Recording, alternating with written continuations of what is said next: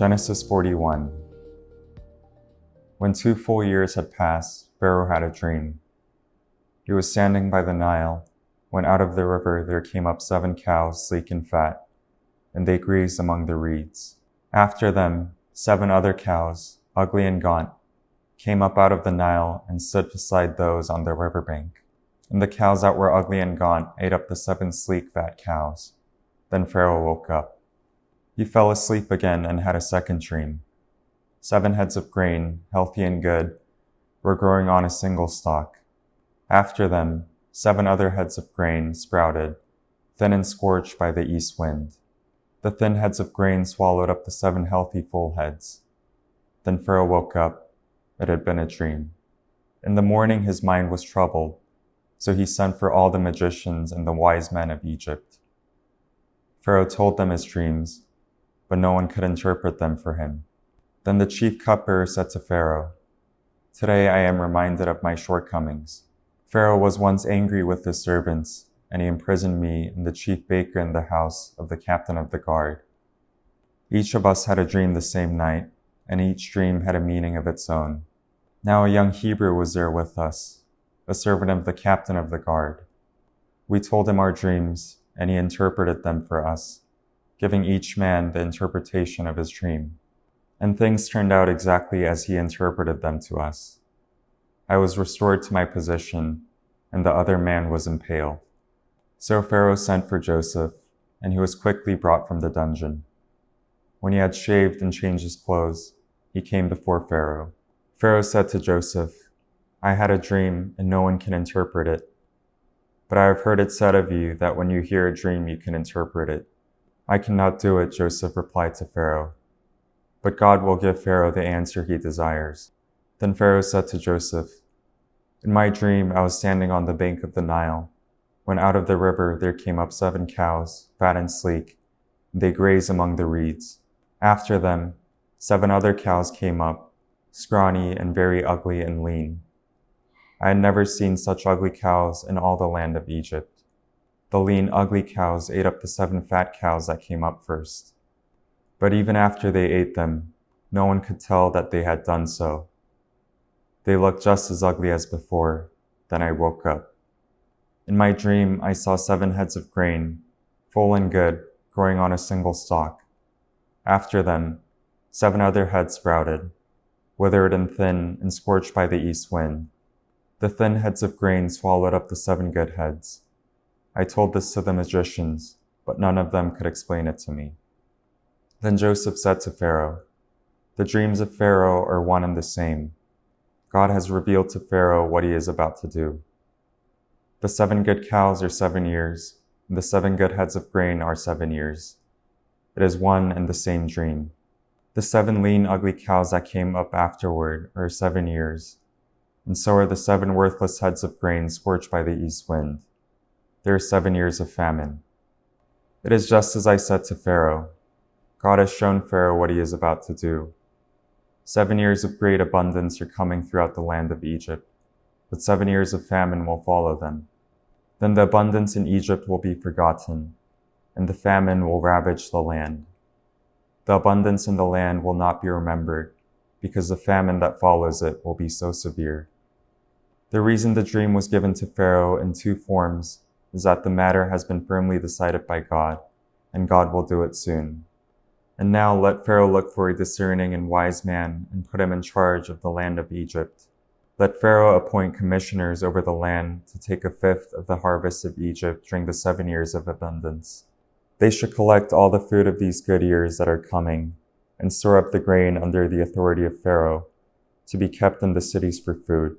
This food should be held in reserve for the country to be used during the 7 years of famine that will come upon Egypt, so that the country may not be ruined by the famine." The plan seemed good to Pharaoh and to all his officials. So Pharaoh asked them, "Can we find anyone like this man, one in whom is the Spirit of God?" Then Pharaoh said to Joseph, "Since God has made all this known to you, there is no one so discerning and wise as you. You shall be in charge of my palace, and all my people are to submit to your orders. Only with respect to the throne will I be greater than you." So Pharaoh said to Joseph, I hereby put you in charge of the whole land of Egypt." Then Pharaoh took his signet ring from his finger and put it on Joseph's finger. He dressed him in robes of fine linen and put a gold chain around his neck. He had him ride in a chariot as a second in command, and people shouted before him, "Make way." Thus he put him in charge of the whole land of Egypt. Then Pharaoh said to Joseph, "I am Pharaoh, but without your word, no one will lift hand or foot in all Egypt." Pharaoh gave Joseph the name Zaphenath-Paneah and gave him Asnath, daughter of Potiphera, priest of On, to be his wife. And Joseph went throughout the land of Egypt. Joseph was 30 years old when he entered the service of Pharaoh, king of Egypt. And Joseph went out from Pharaoh's presence and traveled throughout Egypt. During the 7 years of abundance, the land produced plentifully. Joseph collected all the food produced in those 7 years of abundance in Egypt and stored it in the cities. In each city, he put the food grown in the fields surrounding it. Joseph stored up huge quantities of grain, like the sand of the sea. It was so much that he stopped keeping records because it was beyond measure. Before the 7 years of famine came, 2 sons were born to Joseph by Asnath, daughter of Potiphera, priest of On. Joseph named his firstborn Manasseh and said, "It is because God has made me forget all my trouble and all my father's household." The second son he named Ephraim and said, "It is because God has made me fruitful in the land of my suffering." The 7 years of abundance in Egypt came to an end, and the 7 years of famine began, just as Joseph has said. There was famine in all the other lands, but in the whole land of Egypt there was food. When all Egypt began to feel the famine, the people cried to Pharaoh for food. Then Pharaoh told all the Egyptians, "Go to Joseph and do what he tells you." When the famine had spread over the whole country, Joseph opened all the storehouses and sold grain to the Egyptians, for the famine was severe throughout Egypt. Then all the world came to Egypt to buy grain from Joseph, because the famine was severe everywhere. Genesis 42. When Jacob learned that there was grain in Egypt, he said to his sons, "Why do you just keep looking at each other?" He continued, "I have heard that there is grain in Egypt. Go down there and buy some for us, so that we may live and not die."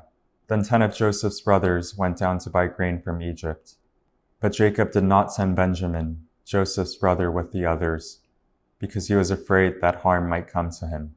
So Israel's sons were among those who went to buy grain, for there was famine in the land of Canaan also. Now Joseph was the governor of the land, the person who sold grain to all its people. So when Joseph's brothers arrived, they bowed down to him with their faces to the ground. As soon as Joseph saw his brothers, he recognized them, but he pretended to be a stranger and spoke harshly to them. "Where do you come from?" he asked. "From the land of Canaan," they replied, "to buy food." Although Joseph recognized his brothers, they did not recognize him. Then he remembered his dreams about them and said to them, "You are spies. You have come to see where our land is unprotected." "No, my lord," they answered. "Your servants have come to buy food. We are all sons of one man. Your servants are honest men, not spies." "No," he said to them. "You have come to see where our land is unprotected." But they replied, "Your servants were 12 brothers, the sons of one man, who lives in the land of Canaan. The youngest is now with our father, and one is no more." Joseph said to them, "It is just as I told you, you are spies, and this is how you will be tested. As surely as Pharaoh lives, you will not leave this place unless your youngest brother comes here. Send one of your number to get your brother. The rest of you will be kept in prison, so that your words may be tested to see if you're telling the truth. If you are not, then surely as Pharaoh lives, you are spies." And he put them all in custody for 3 days. On the 3rd day, Joseph said to them, "Do this and you will live, for I fear God. If you are honest men, let one of your brothers stay here in prison, while the rest of you go and take grain back for your starving households. But you must bring your youngest brother to me, so that your words may be verified and that you may not die." This they proceeded to do. They said to one another, "Surely we are being punished because of our brother. We saw how distressed he was when he pleaded with us for his life, but we would not listen. That's why this distress has come on us. Reuben replied, Didn't I tell you not to sin against the boy? But you wouldn't listen. Now we must give an accounting for his blood. They did not realize that Joseph could understand them, since he was using an interpreter. He turned away from them and began to weep, but then came back and spoke to them again. He had Simeon taken from them and bound before their eyes. Joseph gave orders to fill their bags with grain, to put each man's silver back in his sack, and to give them provisions for their journey. After this was done for them, they loaded their grain on the donkeys and left. At the place where they stopped for the night, one of them opened his sack to get feed for his donkey, and he saw silver in the mouth of his sack. My silver has been returned, he said to his brothers.